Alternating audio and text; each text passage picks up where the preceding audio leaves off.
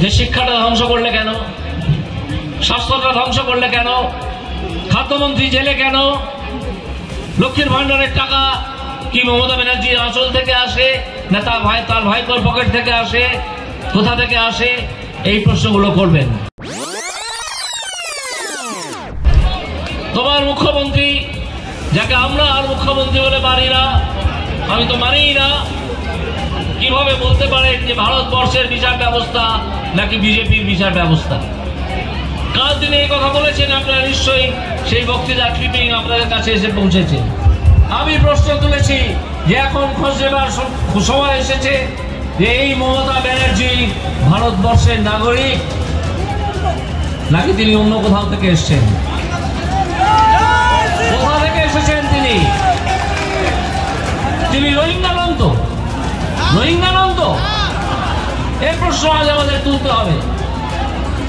তুমি জেনে রাখো, তোমাকে নাক্ষত দিয়ে এই অভিযোগ ভারতবর্ষের বিচার ব্যবস্থা সম্বন্ধে। আমি গর্বিত যে বিচার ব্যবস্থায় আমাকে ইনক্লুড করা হয়েছিল। ভারত সরকার এবং সুপ্রিম কোর্ট যাকে ইনক্লুড করেছিল, সে এই বিচার ব্যবস্থা সম্বন্ধে অত্যন্ত গর্বিত। ভারতবর্ষের প্রতিটা মানুষ গর্বিত। অনেক ধরনের রায় অনেক সরকারের বিরুদ্ধে, অনেক রাজনৈতিক দলের বিরুদ্ধে যায়। তার জন্য ভারতবর্ষের বিচার ব্যবস্থাকে বলা হয়, কেউ বলেছে কোনোদিন যে এই বিচার ব্যবস্থা হচ্ছে বিজেপির বিচার ব্যবস্থা? যদি বিজেপির বিচার ব্যবস্থাই হবে, তাহলে ইলেকশন বন্ড কিভাবে সুপ্রিম কোর্ট সেটিসফাইড করলো? নির্লজ্জ মিথ্যাচারী মুখ্যমন্ত্রী এই মমতা বন্দ্যোপাধ্যায়। তিনি মনে রাখবেন, আর বাংলার মুখ্যমন্ত্রী থাকার যোগ্যতা তার নেই। তাকে আমি ব্যক্তিগতভাবে আর মুখ্যমন্ত্রী বলে সম্বোধন করি না, আমি তাকে মমতা ব্যানার্জি বলি। এবং আমি আপনাদের কাছে আবেদন জানাবো যে এই মমতা ব্যানার্জিকে আর মুখ্যমন্ত্রী হিসেবে সম্বোধন করবেন না, তাকে মমতা ব্যানার্জি বলবেন।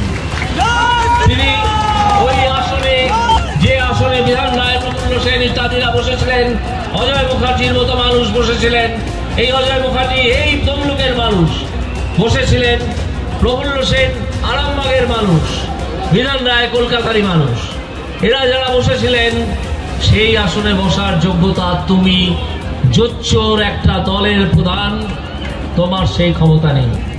তার যারা দালাল, যারা চামচা, তাদের মধ্যে কেউ কেউ কালো গাউন গায়ে দিয়ে হাইকোর্টের বারান্দায় ঘুরে বেড়ান, কেউ কেউ আবার ভোটেও দাঁড়িয়ে যান।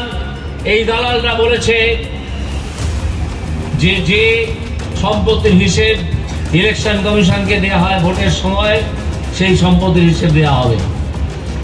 কিন্তু তোমার বেনামে থাকা থাইল্যান্ডের বাড়ি, দুবাইয়ের হোটেল, সেসব কোথায় যাবে? তুমি পশ্চিমবঙ্গের মানুষকে স্বাস্থ্য সাথী কার্ড দাও, তুমি দাও, তোমার পিসি দাও, এই দুজনে মিলে দাও, আর নিজের চোখের চিকিৎসা করাতে চলে যাও আমেরিকার হপকিন্স হসপিটালে। কেন যাও? তাহলে পশ্চিমবঙ্গের চিকিৎসা ব্যবস্থাকে এইরকম জায়গায় তোমরা নিয়ে এসেছো যার উপর তোমার নিজেরই আস্থা নেই। তুমি নিজের চিকিৎসার জন্য চলে যাবে আমেরিকায় বা লন্ডনে, আর পশ্চিমবঙ্গের যারা সাধারণ মানুষ তাদের জন্য রেখে দেবে শুধু পশ্চিমবঙ্গের ধ্বংস হয়ে যাওয়া স্বাস্থ্য ব্যবস্থা।